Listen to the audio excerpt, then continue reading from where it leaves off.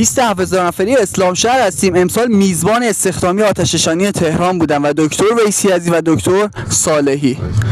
بسم الله الرحمن الرحیم. عرض سلام و ادب و احترام دارم خدمت شما و مخاطباتون.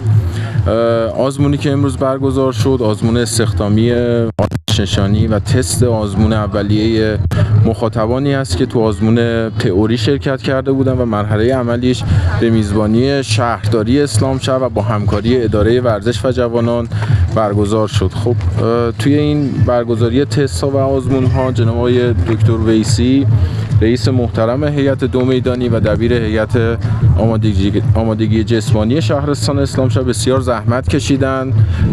خیلی از این دوستانی که می‌بینید توی آزمون ها و تست ها به عنوان داور و سرداور ایستادن شاگردهای استاد ویسی بودن و این اقدام با هماهنگی و همکاری هیئت‌های مربوطه انجام شد. همینجا جا داره هم از داوران، سرداوران و به ویژه جناب آقای دکتر ویسی تقدیر و تشکر کنم. خیلی ممنونم از شما، لطف کردین. خواهش میکنم.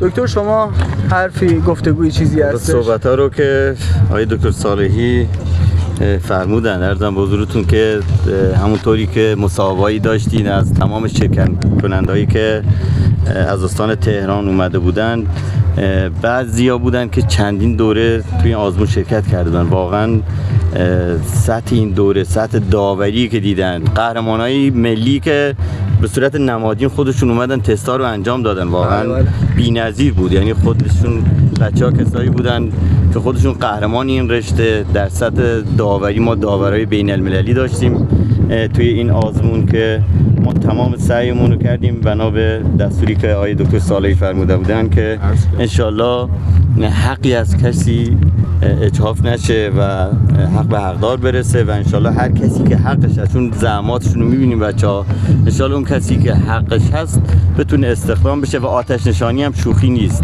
پارتی بازی ور نمیداره، جون آدما به هر حال در میونه و انشالله که بتونیم باعث شده باشیم که بهترین ها انتخاب بشن. خیلی ممنونم از شما دکتر. ممنونم دکتر صالحی، زحمت کشیدین. قربان شما، خدا نگهدار.